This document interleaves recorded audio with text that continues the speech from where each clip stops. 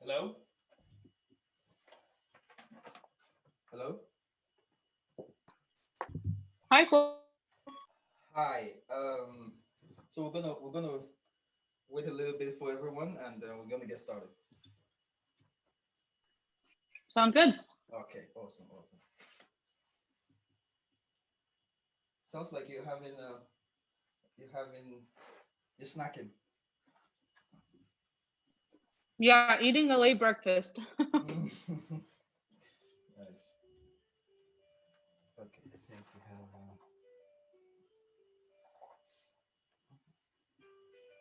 So we might have to get started.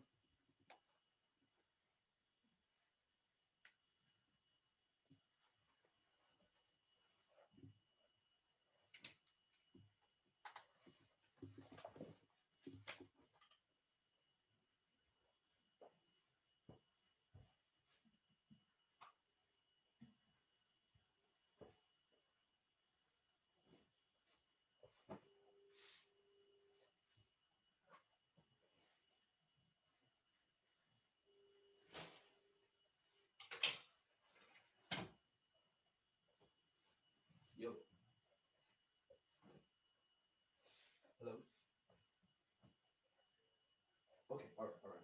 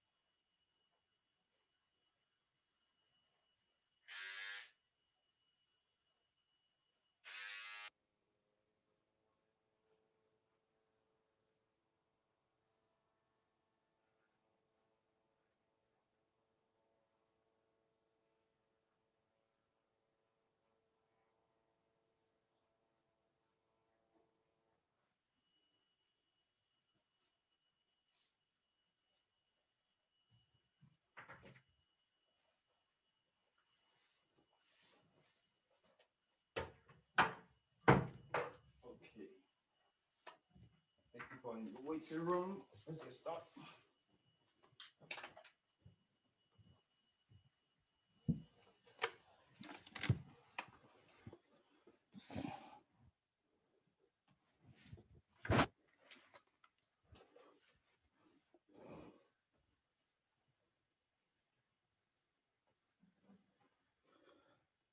Kayla?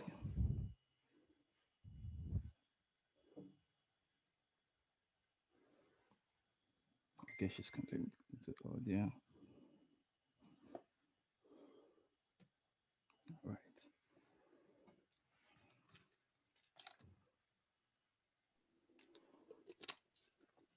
Hello? Hi. Okay, so we're gonna wait maybe 2, 3 more minutes, and we're gonna get started. Hi, I'm sorry, I didn't hear that. Can you hear me? Yeah, now I can hear you. Okay, I say we're gonna wait 2, 3 more minutes, then we're gonna get started. Sure, that sounds good. All right. Just wanted to update you. Naveen rescheduled again, but I'll get him on the phone soon. No problem. I made him get an appointment though, for sure. So Tuesday, I'll talk to him. All right, that's fine. And I got some calls tomorrow, so that's good. And I'll try to book more today. All right. I mean, you're definitely gonna close Naveen. Okay, so I think we're gonna get started now. Yeah, I think so. Mm. Once I get a hold of him. After today's talk, you're going to know exactly how to get him to come after you. It's a very simple trigger you would do, and he's gonna come after you instead. All right, are we all ready? Yeah. Okay. So let's start. You know how we start. We're gonna start by introducing ourselves, what we do, who we are, what we do, and why we're here.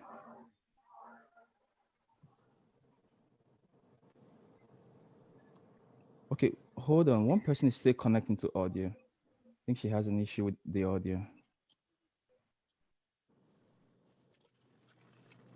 Okay.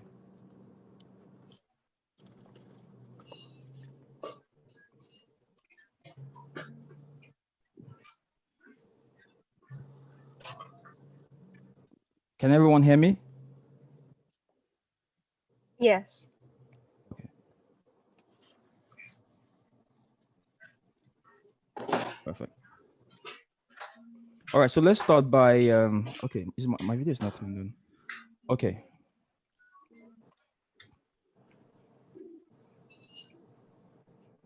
All right.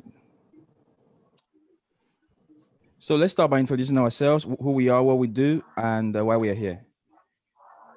Diana, do you want to start? Sure. I'm Diana Kehoe. I coach people to help them overcome social anxiety and step into their confidence. And I'm here to learn some sales mastery techniques. Okay, Tejiri? Okay, hi, my name is Tejiri. I'm a music producer and a songwriter. I own a business that shows musicians how to record great music. Okay, Jessica? Jesse? Hi, I'm Jessie. Mm. And I am a marketing and business coach for ADHD entrepreneurs. Mm. And I help them really just up level their business. And I'm here because I love anything with neuro in front of it. Awesome. Kayla? I think she's on. I think you're on mute. How do we ask her to? 1 second. Let me message and say she's on mute.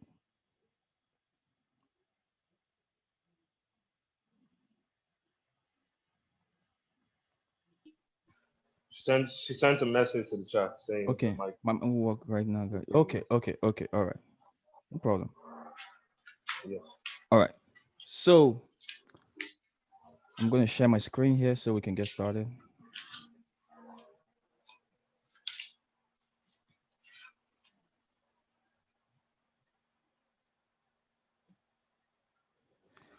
Right. This is brought to you by Client Getting Academy. So let's what is closing? Jessica, what would you think closing is?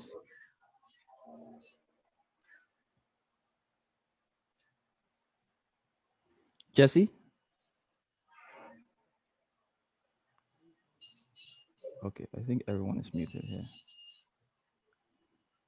Tejiri, do you want to tell us what closing is? Yes. Getting the money. Mm. Yes. All right. Now, there's a lot of confusion, especially when it comes to what marketing is, what sales is. There's usually a lot of confusion that happens. And what happens usually is that people confuse what marketing is and sales. So I want to quickly talk about this so that I need to remove this first. Perfect. So let's talk about this so that we know exactly what we're doing at every single point when we're doing it. There's a stranger right now out there who does not know about us. And that person somehow becomes a lead, part of our audience. Then we start prospecting them. The process of getting the attention, the process of getting them to become interested, that is marketing. Marketing is all about attention, all efforts to get the attention. So when you consider everything that marketing is, from promotion, advertising, you know, communicating, all of that is about getting one thing, attention. The moment the prospects start getting interested and talking to the business, sales have started. Then sales start from here. Then you have the close. We're going to be dealing today on the close, and we're going to be looking at the brain, the neurology of the brain. What happens when the close is happening? The reason why I asked what we are going to do today is because of something neurologically. When the intention is set, people become smarter. It's like if you walked into the kitchen and you do not know, you forget or do not know why you're there, something happens to your mind, which is your mind freezes and does not know what to do. So I'm here now. Today, we're going to do something where I want you to end up every sales call you make, every sales negotiation is exactly going to be the same. Exactly going to be the same. So which is you set the intention, they know why they're there, and you have the conversation in the exact same way, determine the exact same results. So what we're going to be, what all of this entails is empathy, and something we're going to be looking really deeply into something called empathic assertion, where you are getting the other person to become smarter so they make a better decision. We're going to be looking into the mind and the limbic system. So we're going to be looking at the conversation, what really happens in the conversation, and where we miss it when it comes to the close, how we miss it when it comes to the close. We're also going to be talking on emotional triggers. We know how certain words we say. It's like a lot of like some of the new guys, the new salespeople we hired, they use things like resort. I will help you get resort. How do we get it? These things trigger nothing in the minds of the people. So we're going to be talking about how to use specific words, using specificity to close the client. Jesse, Diana, can you hear me? Yes. Okay. I don't know. For some reason, the thing is not working. But that's fine. Okay, so we're going to be looking at what decision making in the mind of the prospect looks like. What is happening in their minds when they're trying to make a decision? Then we'll look at the closing process, mood, and how your mood and their mood affects the sale. We're going to be looking at the mirror neurons. We're told about the mirror neurons being used for mimicking, but the mirror neurons does a lot more than that. The mirror neurons is able to also mirror the feeling of the other person, which is the basis of empathy. So the way the mirror neurons work is that it collects these signals. It's close to this. It's within the limbic system, just outside of it. It's closer to this the brain stem. So it collects this signal, takes it to the cortex, which is the exterior brain, and the brain does something called self-empathy. It develops mindsight, where it's able to see itself, and because it's seeing itself, it's able to see itself and how that person might be feeling. Then it interprets whatever the action of that person is, takes that, and it copies that in feeling, not just only in action. And that's how we're able to empathize using the mirror neurons. So we're going to be looking at all of that, and how to actually even make your prospects smarter, how to affect their mood in such a way that they're in the mood to buy. We're going to be looking at questions. We have been told that questions are the only way to get answers. Well, sometimes you have to ask a direct question, but we're going to be looking at how the start of the question affects the answer, how the kind of question. We've been told about the yes questions. Every salesperson, every person that's read any book or that's done any job on sales would tell you of the yes momentum. How people trick people. It's almost sales manipulation into the yes momentum. Do you want more money? Yes. Do you want this? Yes. Do you want a bigger house? Yes. Oh, do you want to buy my product? Yes. But the person is already expecting that.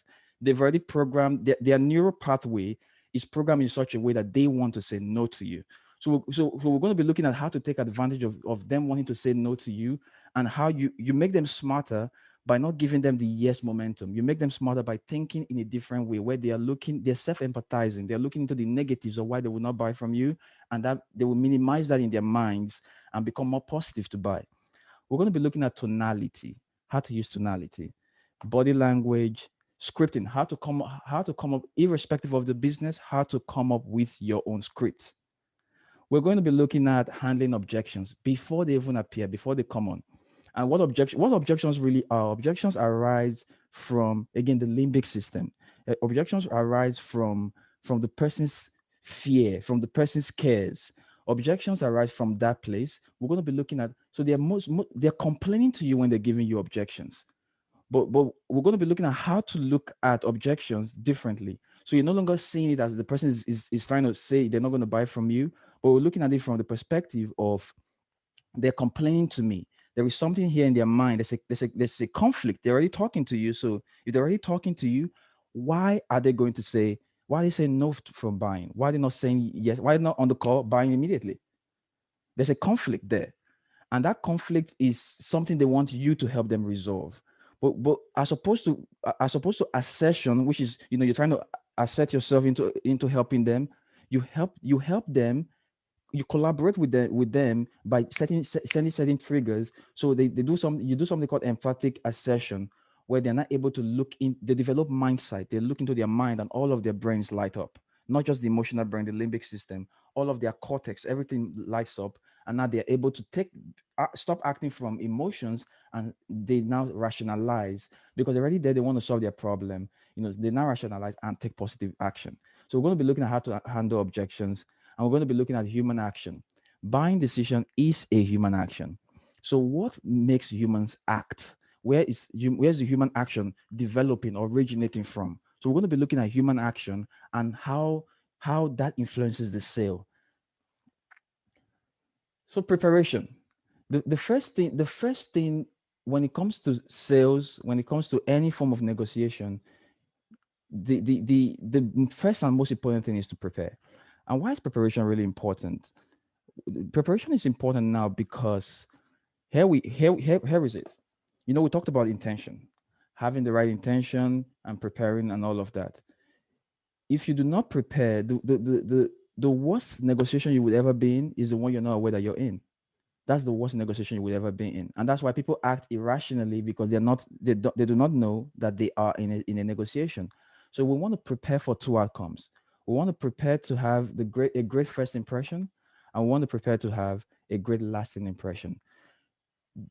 When I looked into the neurology of the mind, lasting impression, we were told that the first impression is the lasting impression, but it's not.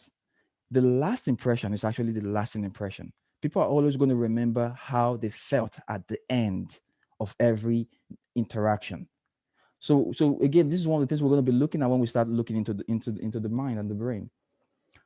Who will you give your money to? Let's see whoever mic is on. Tejiri.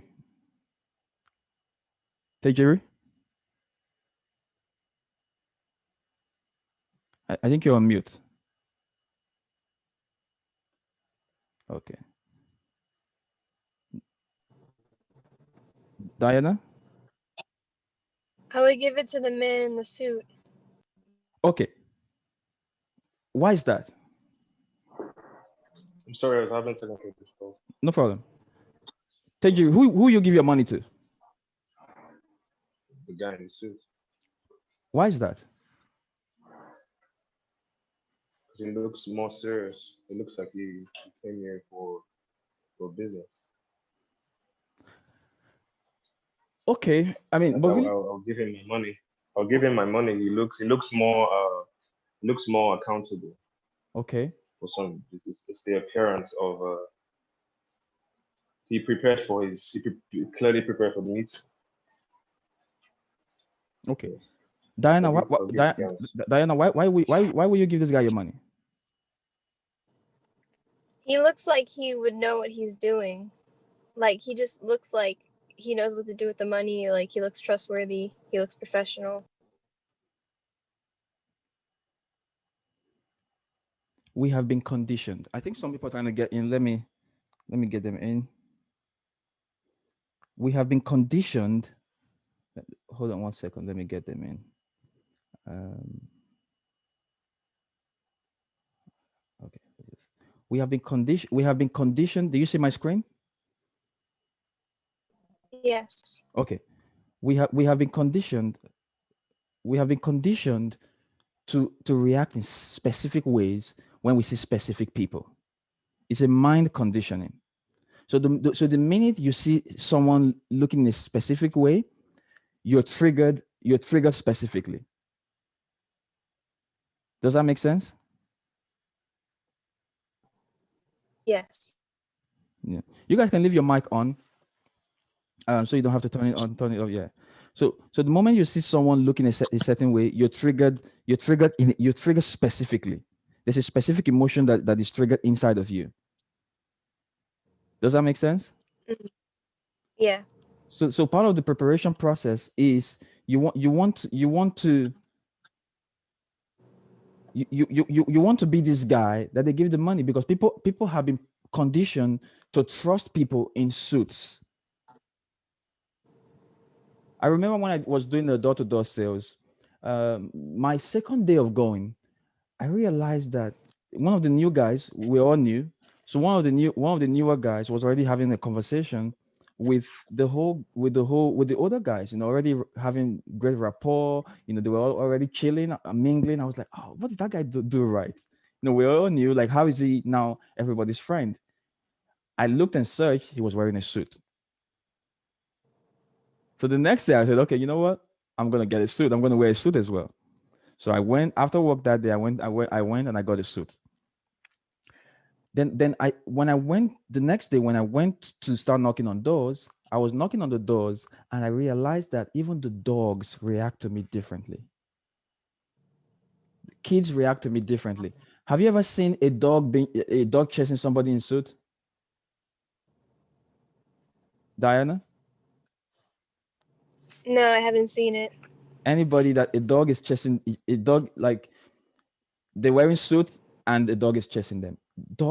Animals react differently, even to clothes, to appearances. So part of the preparation is creating a first impression, a great first impression. And the other one, of course, is having a great lasting impression. You want the person to feel like,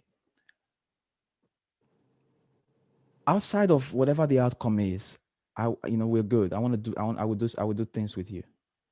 You want to make them feel in a specific way. And the way you're going to do that is using empathy, which is the empathic assertion we're talking about. But remember, there's a confusion when we always talk about empathy. Empathy is not about making friends. It is a negotiation where you make the other person feel safe, certain, and happy for giving you their money. Tejiri? Yes.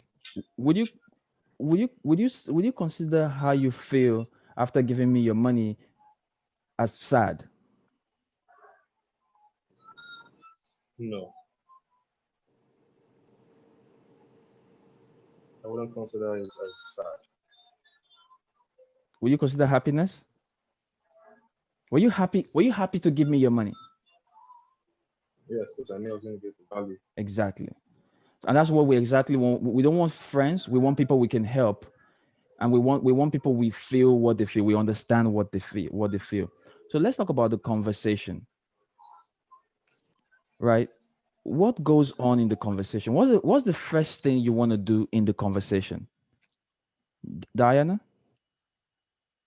The first thing that you want to do is like establish like control, but like letting them think that they're in control without it being obvious. What's that? What's the first thing you're trying to do again?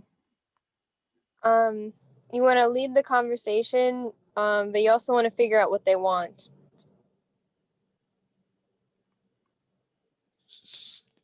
Tejiri, do you agree with that? The first thing you're trying to do is get them to talk. You're trying to get them to do what? To talk. To talk to you. Yes. Why do you want them to talk to you?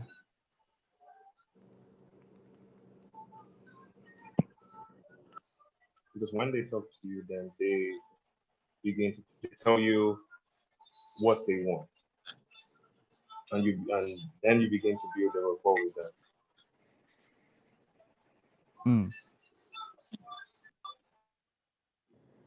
So the first two things we're trying to do on the conversation, in fact, we're doing them at the same time.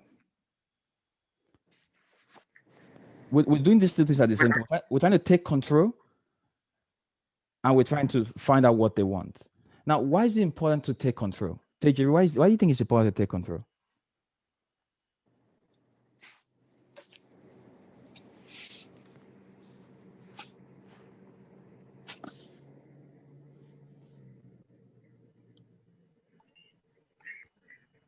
Are you there? Yes. Oh, sorry. Okay. Why do you think it's important for you to take control of the conversation?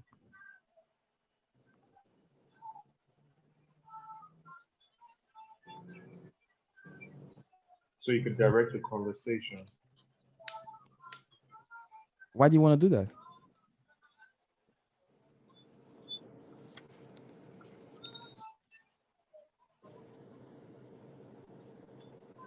Why would you want? Why would you want to do that? Yes, because the goal of the conversation is to close the deal. You know, so when you take control of the conversation, you know, you establish an authority in the mind of the person, and people only respond. People respond. People respond to action based on authority. Let me give a simple situation, right? If an ordinary citizen just walking past, you know, probably just looking casual, going to the shop, is telling you, "Hey, put on your mask." You're less likely to want to do it. Now, if a police was passing by and they stop and say, "Hey, put on your mask," what would you do, Diana? What would you do? I would put on my mask. And the same thing would happen if he was a doctor, because we are conditioned to respect, and we're conditioned to respect and take action based on it coming from an authority. So that's why you want to take control. And where does authority come from, Diana? Where do you think authority comes from?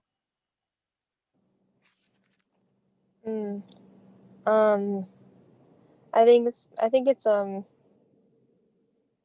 it comes from people just leading and taking the authority. So do you agree? Like, is that where authority comes from for you?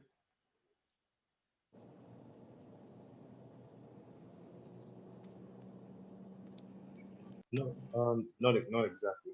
Mm-hmm. Where does authority comes from? Where does it come from? It comes from a place of clarity. Authority comes from you. When the police is showing up and say, "Put on your mask," they're not waiting for you to give them authority.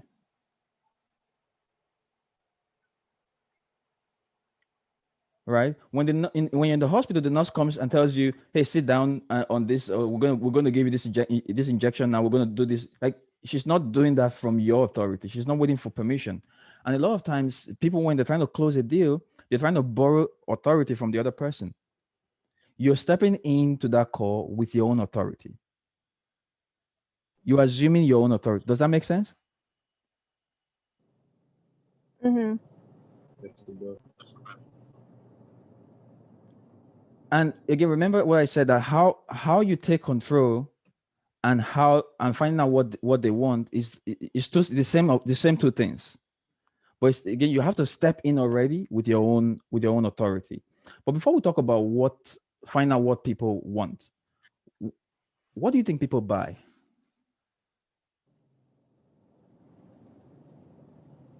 Teju, what do you think somebody, like, what do you think people buy?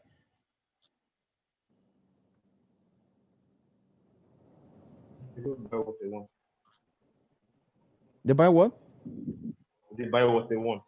They buy what they want. You know, I remember we had one of the designers who was working for us, and the guy, whenever we bring a new job, the client goes, "Okay, so this is what I want. This is how I want it. I don't want the water. I don't want the water to the top. This is how I want it. This is the way I want it." Then guess what the client does? That's what the designer does. The designer tells the client how they should what they want. Like, no, that wouldn't be nice. That wouldn't look good. Oh, no, that wouldn't be this. I want it here. I want it. I want you to have this and this. This will be better for you. Then the client says, "Okay, all I have is $500." Then it goes, "No, no. I mean, here's what I want. Here's what you're gonna pay for it." So now he's telling the client what he's changing what they want. It's changing how they want it, and it's changing the price they want to pay for it. Do you think he closed many deals?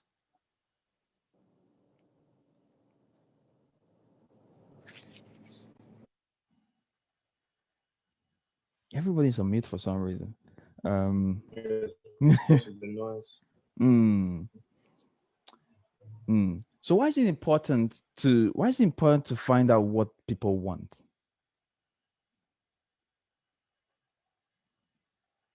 Diana?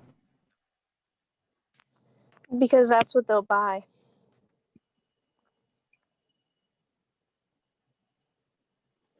When you show somebody what when you show somebody what they want, something happens. You can try it.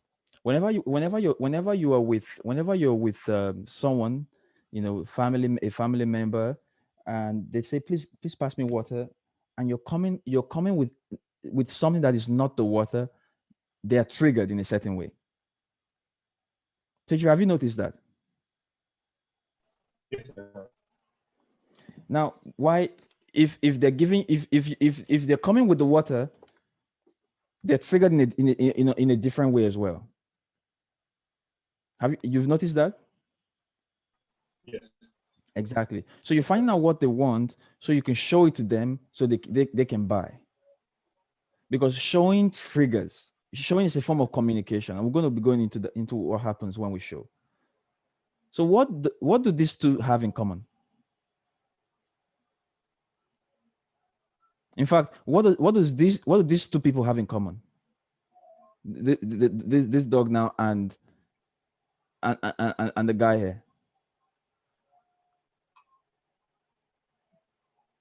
What do you think they have in They're common? triggered by some, They're what? they're triggered by something that they want They're triggered by something. What are they or they lack? like. Exactly. Like you can make a monkey do anything. Climb on your neck, jump on the tree, jump down to get what they want. What will stop if a child is crying? What's the best way to stop them? They don't want it. They don't want it. We are They try to wired we are wired the same way.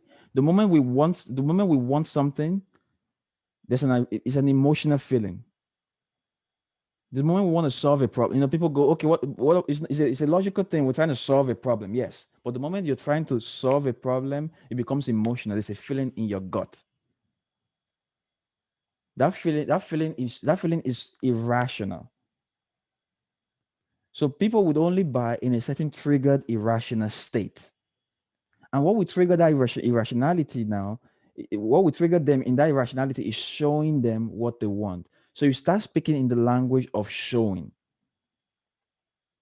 Diana, does that make sense? Diana? Sorry, yeah, that makes sense. People buy what they're shown. They want what they're shown. No, what I'm saying is, does it make sense? What I just the last thing I said. Yes.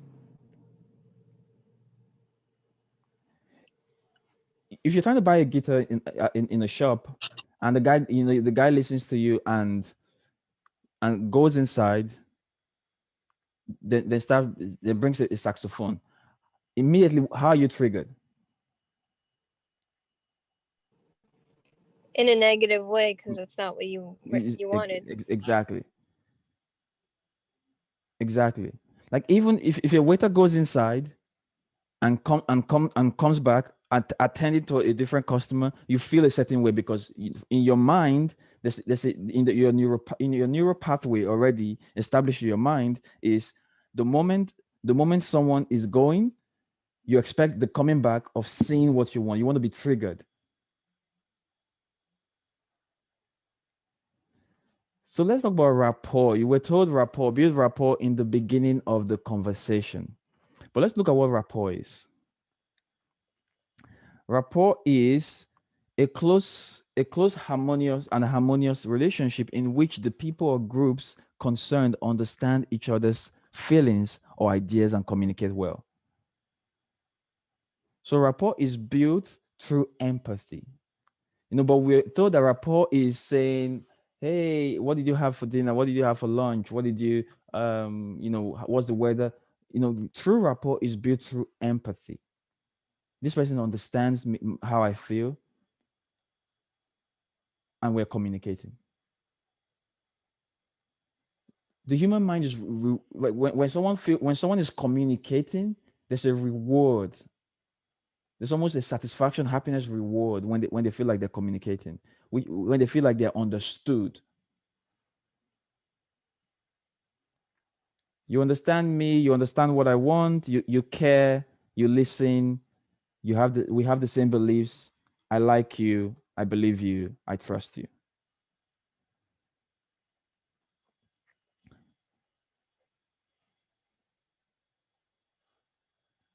I mean, we're going to be talking about trust and how every single one of our sales interaction is really about trust, and that's why we want to use empathy. That's why we want them to tell us what they want, because everybody going into a negotiation is going in from the perspective of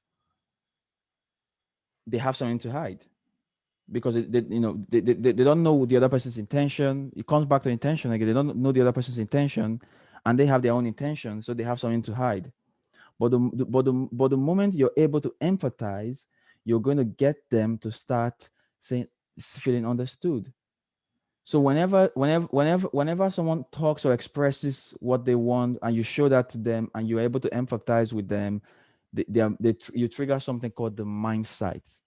And in the mind sight, they're able to now see. They're able to use all of their brain. They become positive, and this is how they take action.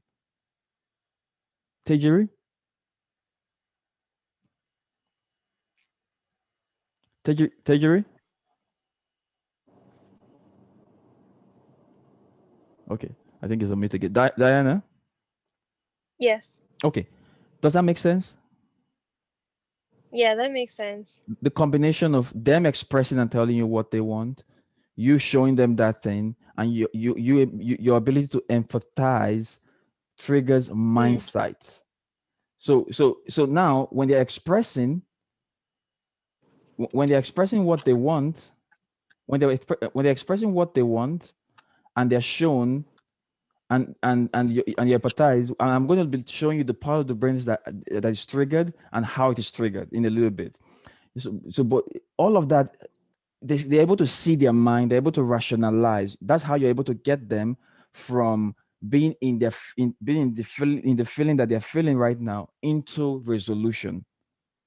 Does that make sense? Yes. So how do we get people to talk about what they want? Someone does not someone How do we get people to talk about what they want?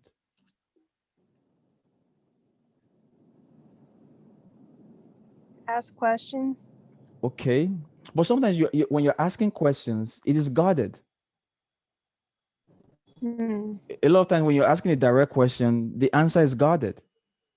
They're going to give you a guarded response. So how do you get? Empathize. Okay, now what does that mean? Like, show understanding, show compassion, ask them, make them, show them that you care, that you're not just like asking to ask. And you get them to talk about what they want, right? Yes. We've heard that seek first to understand, then be understood. If we're going to take it a step further, it is seek first to display or show understanding in order to be understood. I'm going to be showing you exactly some words that you will use to get people to speak in an unguarded way. One second, I think someone is trying to get it. Okay, Tejiri's internet fell off. Okay, so let's look at the brain for a little bit. Diane, have you seen this diagram before? Yeah, the limbic system. I've seen it. Yes. So you see the limbic system here is connected. You see, it's connected to the brainstem, which collects all of the information. So our first response is emotional. So if we act before it leaves this limbic system, again, remember the limbic system is responsible for memory, for emotions, how our feelings, and is responsible for behavior. The cortex now, this is the external part, is what rationalizes that behavior. This limbic system, it collects all the information. They have something here called the thalamus. This thalamus here, it collects all the information. It's like a relay system where it collects your sight, touch, all of that. It collects it, and then then it shares it to the different part of the brain. Then we have the hippocampus here, which is responsible for memory. So people act. People's emotions is based upon people's actions are based upon their emotions, how they're feeling, and people's emotions and feelings are based on the interpretation they have, which is now based on their memory. So there are certain words that you're saying right now to the prospect that is triggering the part of their memory, making them either feel good or bad. Now that's what's going to cause their affect their behavior. Remember, they're irrational. So it's not in the cortex yet. Teji, are you back? Teji. Yes. Okay, all right. So it's not no problem. It's not in the cortex yet. And a lot of times the buying decision, they are somewhere just here. Not so what you're trying to do is you're trying to get them out using empathy. Now you're trying to get them out into this cortex area so they can develop mindsight and really see how they feel. Well, you're not running away from the negative emotions. You are accepting all of that negative emotions, and you are minimizing that negative emotions. I'm going to dive deeper into that. We've been told that there is the heart versus the brain, but now from here you can see that emotions and rational thinking all happen within the same brain. Teju, does that make sense?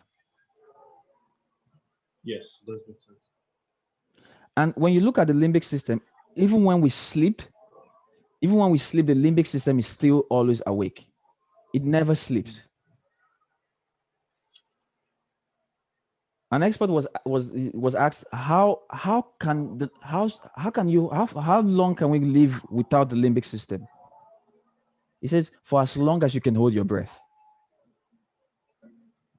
That the limbic system is always on. So we are always emotional. We are always irrational.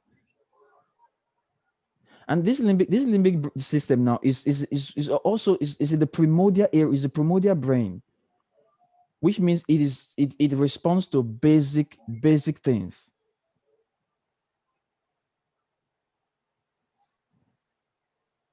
Does that make sense? Yes, does make sense. It responds to, so when people are thinking from this limbic brain, they're thinking from a perspective of their basic emotions: fight, flight, freeze.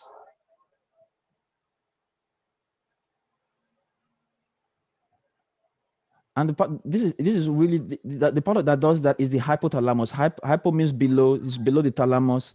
So and it's attached to the thalamus. So when the thalamus collects relay senses, immediately the hypothalamus does something called the ANS, which is it's like an automatic nervous system response. So it's an automatic response. So what you're trying to get people to stop doing is to get out of that automatic response. And it comes back to the yes momentum.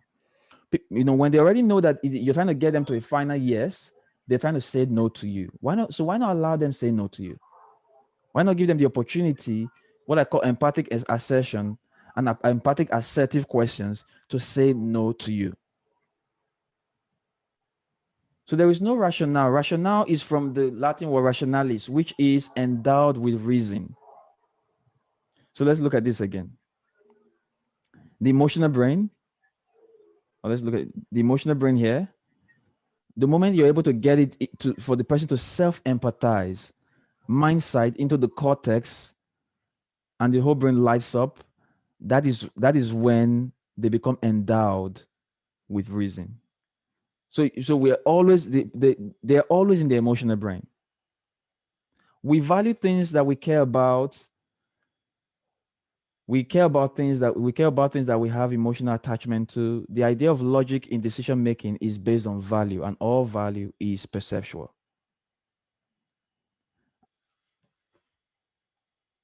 Tejiri, Yes. what's the value of your phone?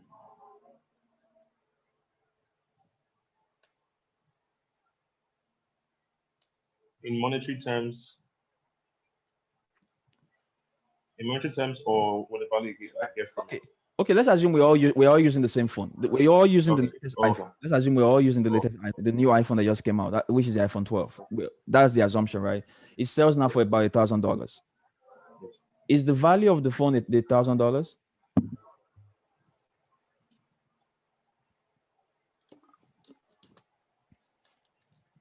No, it's not. Jesse, can you text? Can you type? She's been typing in the chat. Oh, she's been typing in the chat. Yeah, she's been typing in the chat. Okay, how do I get to this chat? There's when you scroll to the using my phone number. Okay, well, let me get to the chat. The part that says Okay, so how do I get to the chat again? it's the part that says text. Okay, chat. Like Okay. Messages. Yes. She just said yes or wasn't. Okay. All right, so let's leave it here. Okay. Jesse, if we're all using the same phone right now, which is the new iPhone 12. Let's assume we all have the same phone right now. You know, the price right now is $1,000. Let's all do something. Let's all in our mind think about think about another number. It could still be the same $1,000, but another number, but that really represents the value that you place on the iPhone. Let's take a moment to do that, and we'll start asking each person what number they decided on. Jesse, what was your number? Diana, what was your number? 4,000. 4,000. Tejiri, what was your number? 10,000. 10,000. Jesse said 5,000. Isn't that interesting that we all picked different numbers? Yes.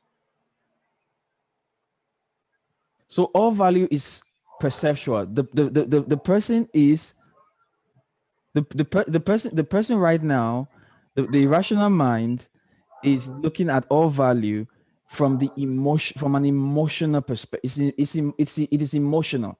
So let's go back to the rationale. Endowed with reason. So it is emotional feeling. Then the rationale now is there's no logic, none. And we looked into the brain, there's no logic, there's only rationalization. Where it leaves this area and it comes to the cortex where the mind is not able to look into it.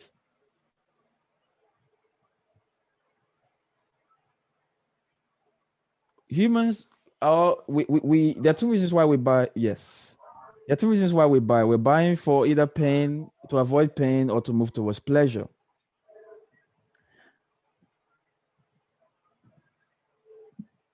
And this is, I'm trying to explain to you why it's very emotional. The person we're dealing with right now is in the current state of reality. They're here. There are certain specific feelings that they're getting right now, that they're here. They really want to be here. They want to get here. So this is an emotional affair to them. Tejiri. Yes. You understand when I say it's an emotional affair? Yes, it's an emotional affair. Yes. I understand.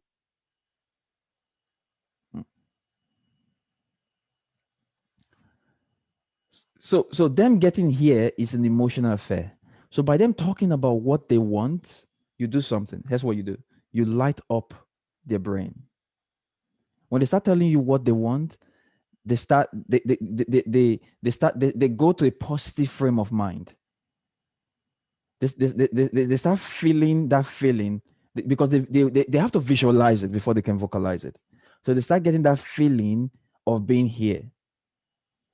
So by getting that feeling of being here, they develop mind sight, where they're able to see what they want, see where they are right now, and see that the course of action that they need to take is paying you, is getting the money. So in a sense, you're trying to make them smarter. You know, everybody that is here is irrational. And that's why people will still kill, do anything for the things that they really want. Protect, fight for the things that they want. Yes, Jesse said visualization equals mindset. Exactly. Exactly. Good. Exactly. So how we are seeing, how we are able to, the mindset that we have, our perspective of how we're able to see our reality, see our emotions, that is where we're operating from. And now if we go back into this place now, this limbic system contains the memories which determine, you know, just okay, let's all answer a question again, right? A guy had an accident. So he had an accident. He's been with his wife, true life story, been with his wife for 10 years, love each other. They have 2 kids. You know, she came with the 2 kids. He lost his memory now. She came with the 2 kids. The first time he's seen her, no memory anymore. He lost that memory, you know, which is, again, memory is probably too far off. Let's see if we can find it. Yes. Memory is done here, the hippocampus. This is what's responsible for memory. So the memory, what happens when we're triggered, the memory takes it now all the way down, and it contacts the hypothalamus, which is the ANS. So we have automatic behavior based on the memory.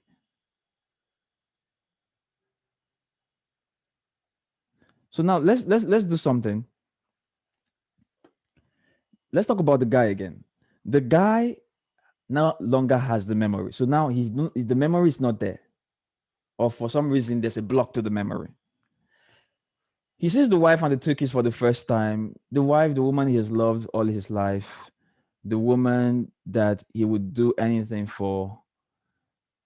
He sees her for the first time. Now, how do you think how do you think he reacted that first time? Jesse, how do you think he reacted to her? She's typing. Diana? He probably felt nothing for her and didn't remember her. Tejeri? Yeah, he feels the same way he would feel when he meets a stranger. Exactly.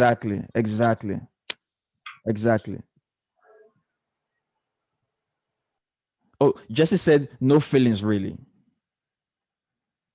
No feelings really. And this is really what I want to really get us to really understand. That right now, the person you're talking to is irrational, which means they have what they want. They have what they want, so they are here. They have what they want, and the only thing that will happen right now is to get them to develop mindset where they start using this part of their brain so they can be smarter. We're trying to make them become smarter, and that is why a positive frame of mind, a positive attitude, is your brain's capacity jumps to 31% more, and that's why people in positive attitudes take more actions. Depressed people, you know, when you're depressed, Diana, when you're depressed, what do you want to do? Nothing. You want to sleep. You want to, you don't feel motivated to take action. You don't feel motivated to take action. Nothing. Jesse said nothing. So we're trying to get them.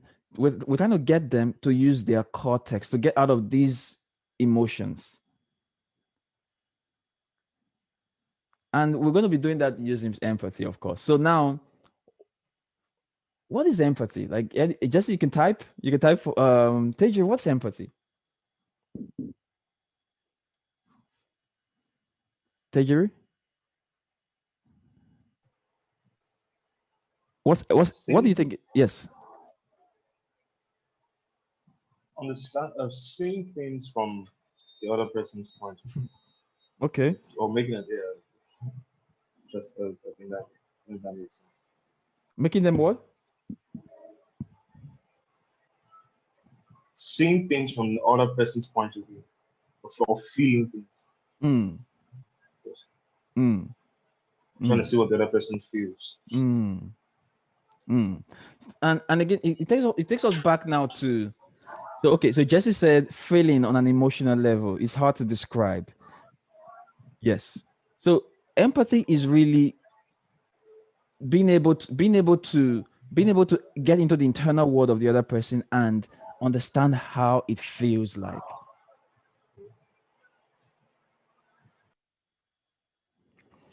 What's the way to Diana? I think I've asked exactly. Beyond just putting, okay, no, so there are five types of okay, so Jesse said putting yourself in their shoes. There are five types of empathy. There are five types of empathy. There is the one where you're putting yourself in their shoes, right? I don't want to go deep into the five types of empathy. There's the one where where you are happy for them. You know, you're probably not in their shoes, but you're happy for them, right? There's the empathy where it's purely based on mirror neurons. Right? You're smiling, I'm smiling. We're connected, instant rapport.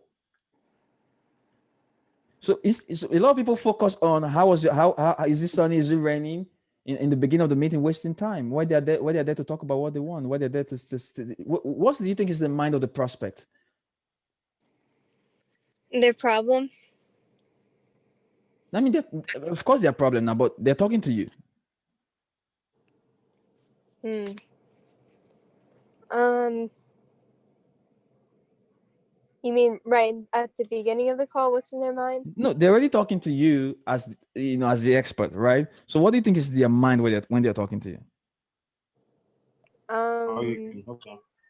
They're thinking about what they want. Did you say what? How you can help them, or how can you help them? Okay. What else are they thinking? They're wondering if they can trust you. They're thinking about your intentions. Okay. They're trying to see, does this person understand what I'm dealing with, what I'm faced with? Does this person understand what I'm faced with? And they're also now saying, okay, they understand what I'm faced with. Does this person can they help me? Can they help me? Do they understand what I'm faced with?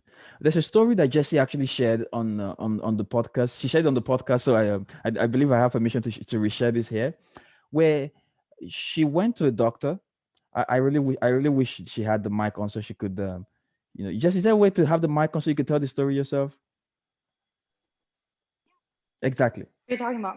Yes, the story of how you had what you had your intention. You went to the doctor, and he you didn't do things with him. The one of the ADHD.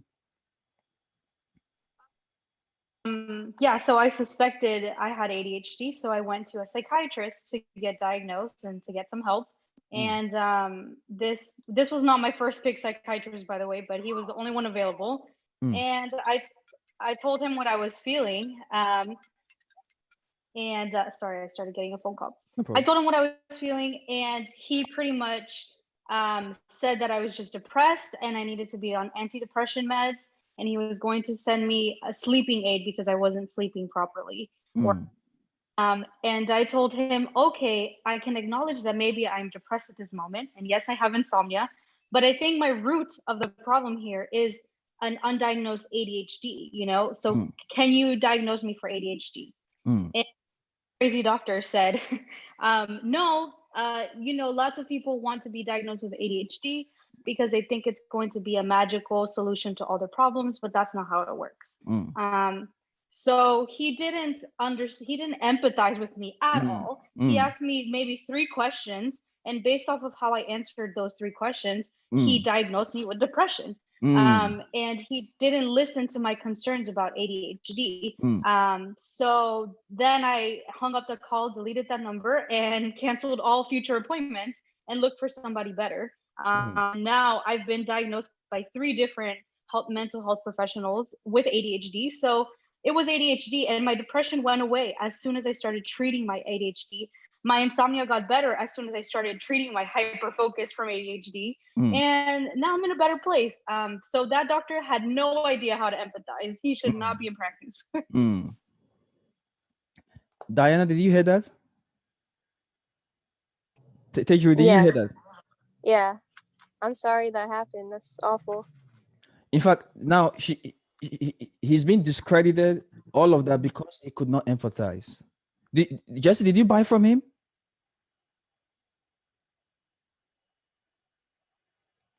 I think she's gone now. Did you buy from him? I'll buy from him. No, you did not buy from him. That's exactly what happens. The ability to empathize trigger the other person in a certain way. Now, she said he asked only 3 questions. And the 3 questions, I can already tell the kind of questions he was asking. He was asking assertive questions.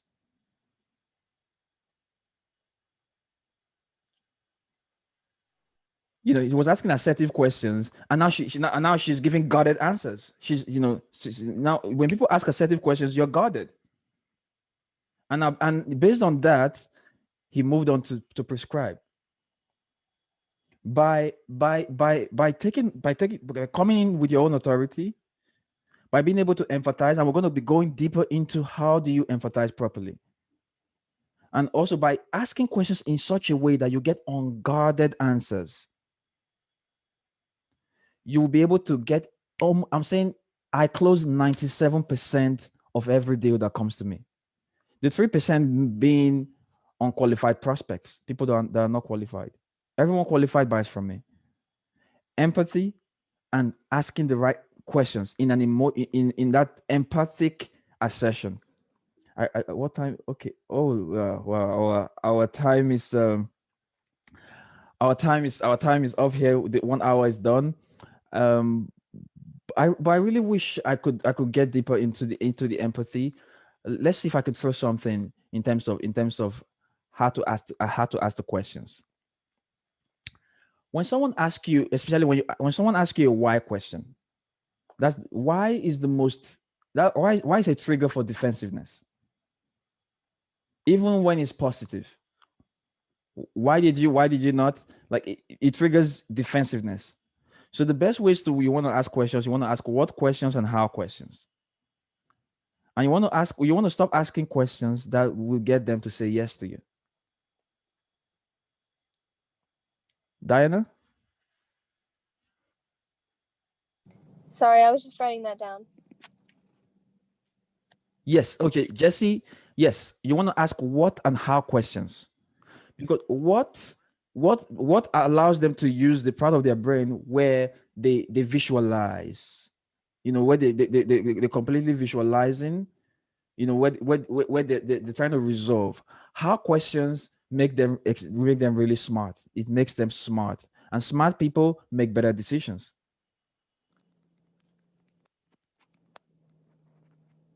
Smart people are smart, like positivity increases so it's all connected. Does everyone have a pen? Have a pen? Yeah. Okay. Let me see if we can see. I want get the pen and put it in your mouth and just bite it.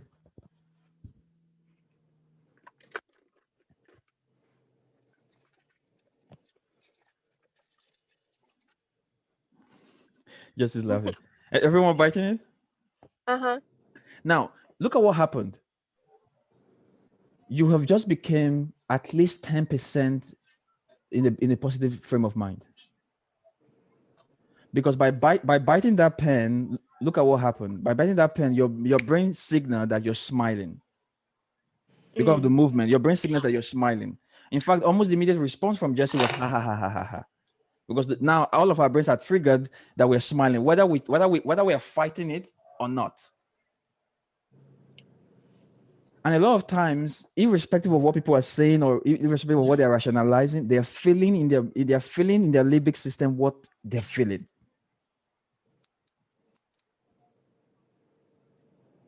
Does that make sense? Yes. So you want to ask specific questions. You want to get them to do specific things that trigger them in specific ways. Why is a defense question? But there's a way to use why, but that's a bit complex for when we really get deeper into asking questions. But you want to keep all your questions to what and how, and getting them to say no, not yes. Because everybody in their life is trying to get them to say. So look at what the neural pathway looks like. Okay, are you trying to do this? Yes. Are you trying to do this? Yes. Are you trying to do this? Okay. Then now they're like, oh, they want to say no because they know what's coming. So now their mind is they want to resist it. But no makes people feel empowered. And I learned this. And I learned this from my lady. I learned that she always wants to say no to me. Jerry. Yes. What's the natural response of women to men? 100% no. They want to say no. So why not give them the chance to say no? Right? Okay. So yes, Jesse's saying give examples of how to ask questions that they will say no to. Right? Yes, Jesse, can you come on the mic?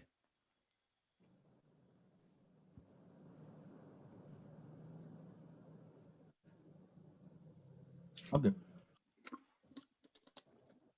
Now, the exceptions from what and how questions are asking the negative questions. Would you say you regret showing up today?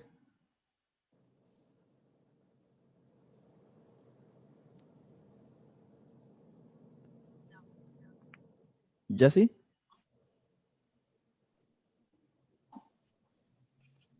Jesse?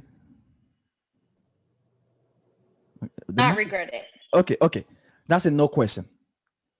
And one no is one of that calibrated no is equal to 5 yeses.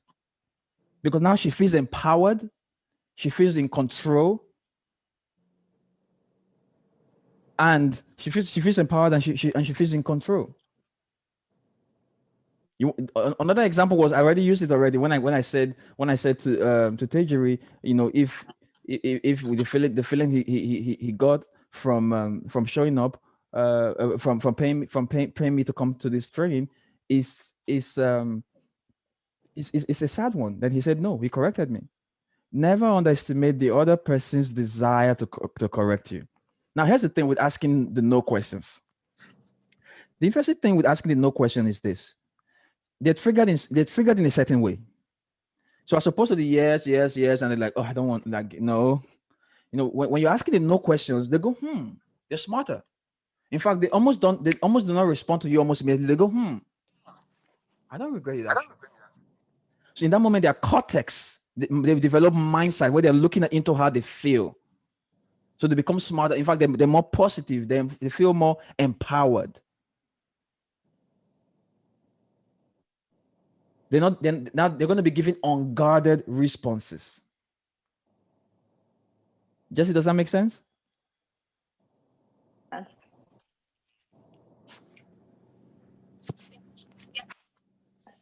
What? Okay. I think she can hear me. Diana, does that make sense? Yes. Okay, so the okay. power is you get unguarded responses. You got unguarded responses. Now, what happens? What happens if she tells me, "Oh, I actually regret it." Now we have a truth. Now we have because again, now you cannot implant negative emotions. If it is not there, you cannot implant it. They will correct you if it's not there. Right? But yeah. Don't you feel empowered when you correct somebody? Mm. Why? That's why the internet cannot stop with critics. They can't even help themselves because you feel empowered when you correct somebody. Saying no or correcting somebody makes you feel empowered. So the way you start asking questions, the way you start dealing with them is getting them to feel empowered when making the decision to work with you.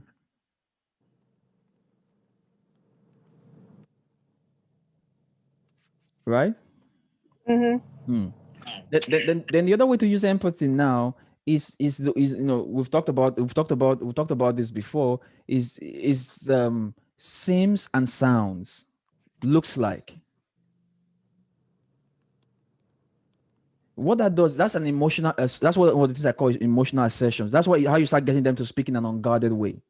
So you either ask the no questions, or you ask the what, how, or you ask you ask questions using empathic assertions. What's another way? Diana? What's another way I could have asked her? I could use empathic assertion, to get her to speak about how she feels about showing up today. You could say something like, "Oh, it sounds like, this isn't important to you," or it seems like you don't want to show up today. I mean, it seems like you're having a good time. It seems like you're not having a good time. What's going to happen? I mean, is that right? And she goes, yeah, that's right. That's it. Yeah, that's it. Now, boom, something lights up. Or she goes, actually, no, like this is how I actually feel. People start talking. In fact, this is how in interrogation, this is how they break people who are trying who would not talk. They use empathy. They're not going to talk. They're like, I'm not going to snitch. None of that. They start using emphatic assertions. The person either not corrects them. We can't help ourselves. The person either not corrects, or the person confirms the truth. So you avoid the why questions. Why are you not buying? You start to look for a way to say what or how, or even better, not even ask the question at all.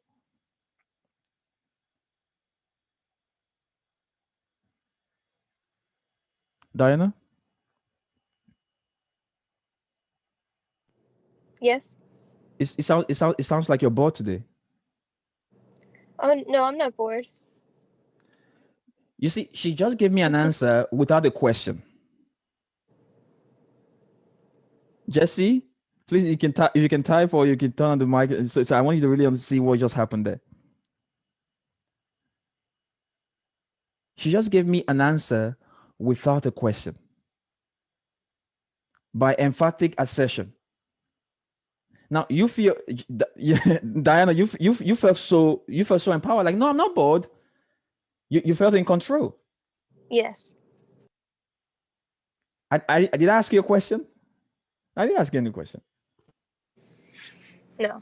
So those are the two ways now to get people to talk about what they want.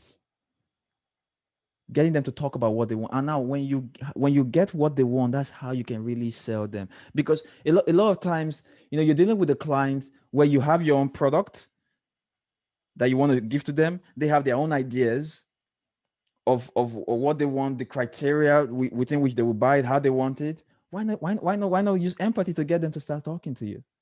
So they tell you exactly what you want, and you can either give it to them if you have it, or you could make your product, you could modify your product to help them do that. In fact, that's the best way to even find out. Like, with every single time we speak, every single time we speak to we speak to a prospect, we become smarter because we find out more of what they want. We take that, we make the product better. Oh, it sounds like $20,000. It's more important to you right now than growing your business into $1 million business. Oh, no. I mean, it's not even the money. I did not ask, is the price too high? Diana, did I ask, is the price too high? No. I didn't I didn't talk about that. Now they're going to correct me. No, it's not even the money. Now I listen. Then it's not even the money. It's really that. I want someone that would hold my hand. I've been in courses before. I've been in programs before where I actually did not even get my money back. Now they're giving me something called their buying criteria. So when you find out what they want, and you get them to really talk, and you get to really empathize, they start giving you their buying criteria. And now, again, this is mindset now. People talk about objection. Say this when master this, master this. Say that when they say this. Say this when they say this. Why do all of that when you just get them to tell you exactly what they want, and their buying criteria, and their buying criteria is really around these things. If they have a problem with you, or if they have a problem with your company, or they have a problem with the product, they don't think the value is important. Again, it seems like you don't see the value of the product. It seems like you don't think this product is going to help you. No, I actually think the product is going to help me. It's the price. I can even go on with the price. Again, now I can start to trigger their mirror neurons. Again, that's one way you trigger empathy. I'm not going to ask. I'm just going to say the price. Again, using tonality, the price, and they go, yes, the price, and they'll go on. It happens even if you do not want it to happen, because your brain works in a specific way. The price, I must say the price, and they go, yes. I mean, if it was $5,000 now, I would love that. Now they've given me the buying criteria. They have no problem with me. They have no problem with my company. They have no problem with the product. They are the external circumstances, which is the price, their external situation, their social pressures, like do they trust you or not. So these are really the 5 buying criteria. Every single time you encounter anybody, in your business, there are 5 buying criteria. Do they have a problem with you, the company, your company, the product? Do they think you understand what they're faced with? The empathy. Do they like the price?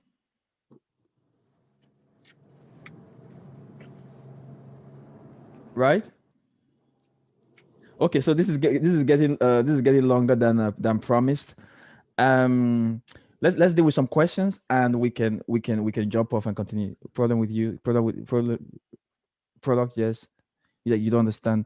You don't like you don't understand. Problem with you, the product, you don't understand. Then your company. Problem with your company. Jesse can add that. Problem with your company. They have a problem with your company. Yes. And that's why companies' website. Why do you think companies' website like Nike? If you go to Nike, the corporate website, they're going to talk about their beliefs and their values and their corporate governance, their beliefs, their values, and their impact on the community. Why do you think they're doing that? Like, what is making them do that?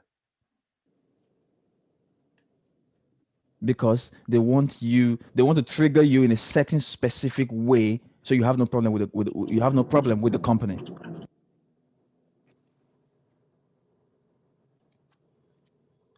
So do you understand my circumstance? Do you understand what I'm faced with?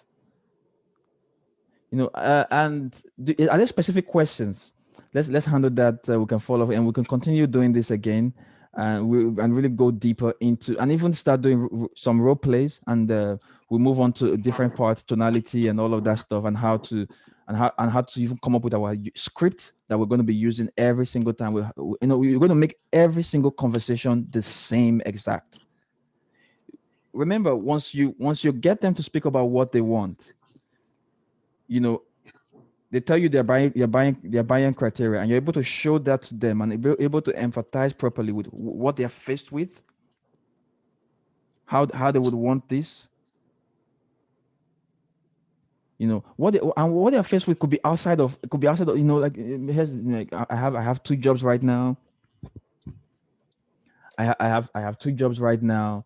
It's really the time to do this. I have no problem paying $20K, but the time to get this done. I don't think I have the time to get this done. But that might be the thing in their minds. So you do not avoid the negatives. You actually assert, you empathize with it.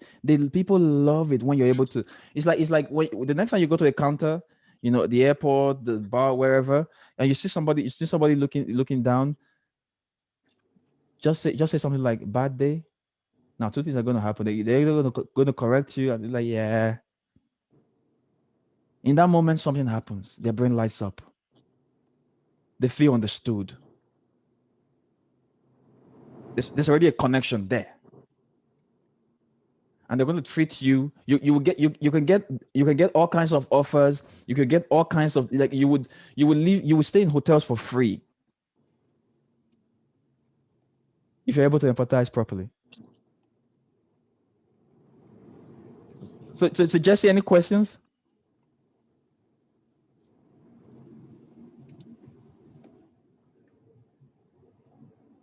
Can you hear me though? Yes, I can hear you properly. Yes. Okay, perfect. So I remember taking a course a while back, and this coach talked about, like talking with people through the DMs. And she actually mentioned to try to get people to say yes to you, like before you even present an offer to them. So for example, like, okay, so I see that you're having issues with your marketing. Are you interested in learning how to do that correctly, or something like that? So they'd be like, yes, or are you interested in talking more, or are you interested in this freebie? And then her logic was that if you can get them to say yes to you in like a pre-intro, like casual way, then they'll be more inclined to say yes to you when you ask them, do you want to work together, or do you want to buy the course? So what do you think about that? It makes sense on paper.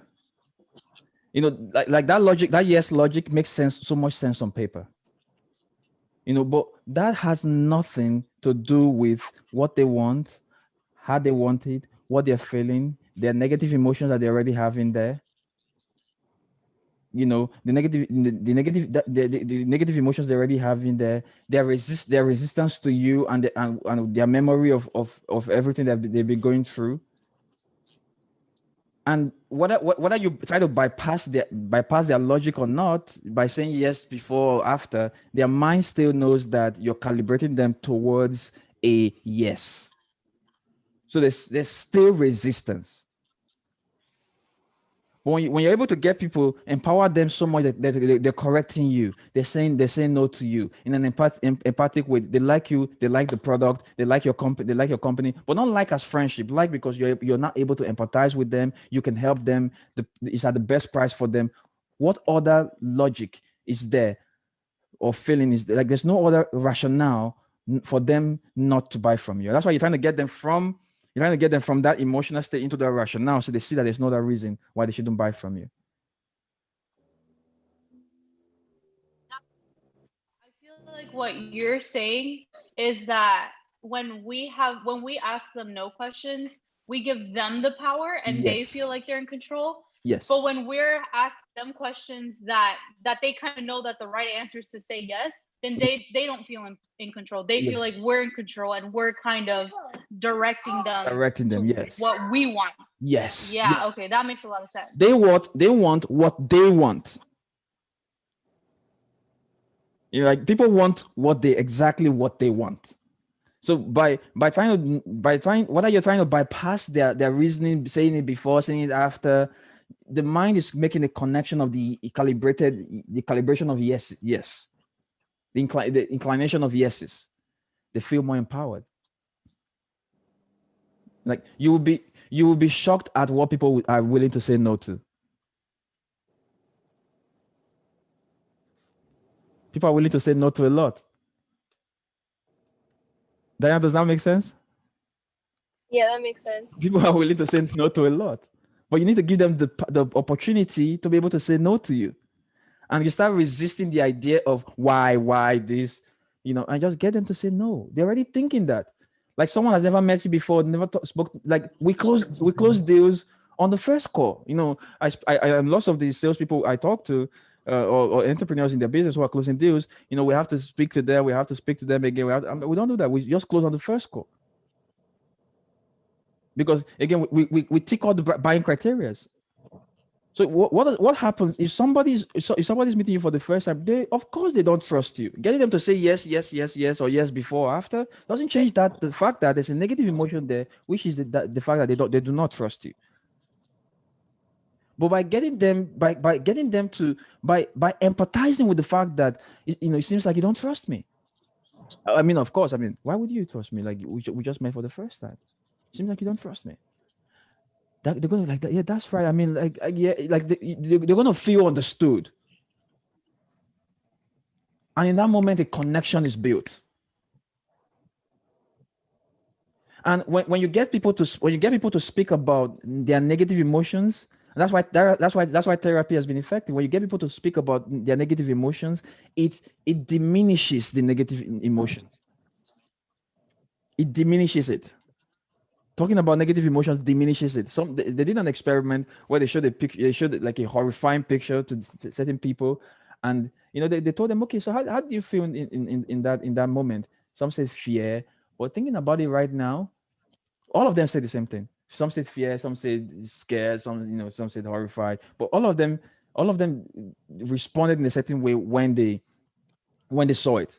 But when they were asked how they felt, they said when they started talking about how they felt, they're like, thinking about it now, it doesn't, it's not really as bad. Talking about negative emotions, it's it diminishes it. Because they're able to now develop that mindset we talked about, self-empathy, where they're able to now see exactly how they feel, and like, look, it doesn't even really matter. Like, yeah, I mean, yes, I mean, no, now I don't trust you. Now you can start dealing with yes. And especially with couples, when they're in love and all of that, they avoid talking about the negative emotions. A lot of times they avoid those things because they're afraid of conflict. There's a way to talk about negative emotions without conflict, and that's empathy. You start to empathize. Okay, this is how you feel, and you make assertions. You start labeling or naming it. If you're wrong, they correct you. And it's a good thing when they correct you. Now they're empowered, they're going to tell you the truth. And by Jesse said relationship advice too. Well, and by talking about how they are feeling, the negative emotion is diminishing. The negative emotion starts diminish. It's the same thing. Every remember, I want you to leave this place now understanding that every we're always in negotiations, and every negotiation is the same. And to treat it exactly the same way, using empathy and asking the right questions. No, not assertive questions. Why?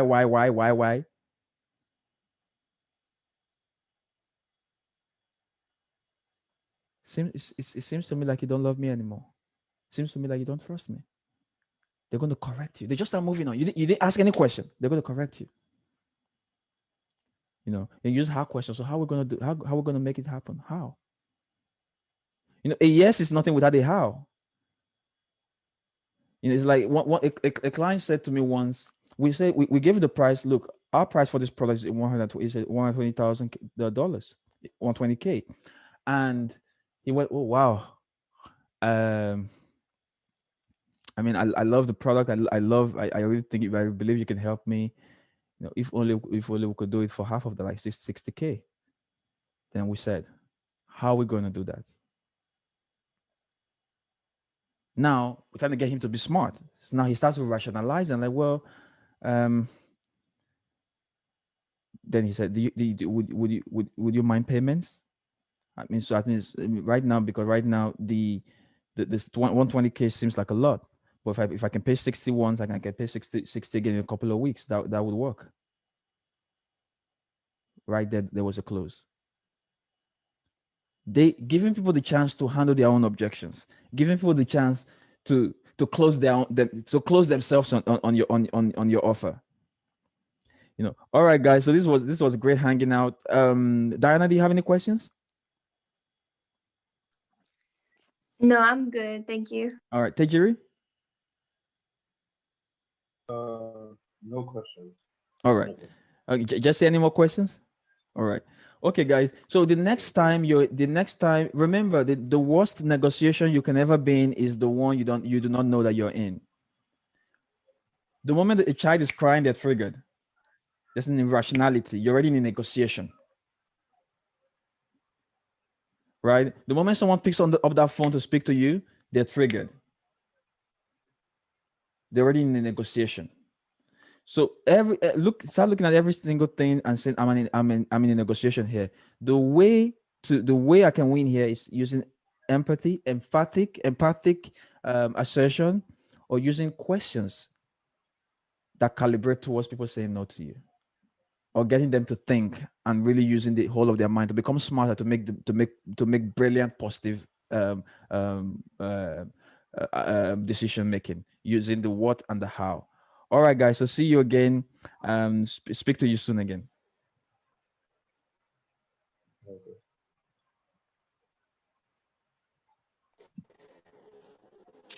Hi, thank you for this. You're welcome. You're welcome. Take care. Bye bye. Bye.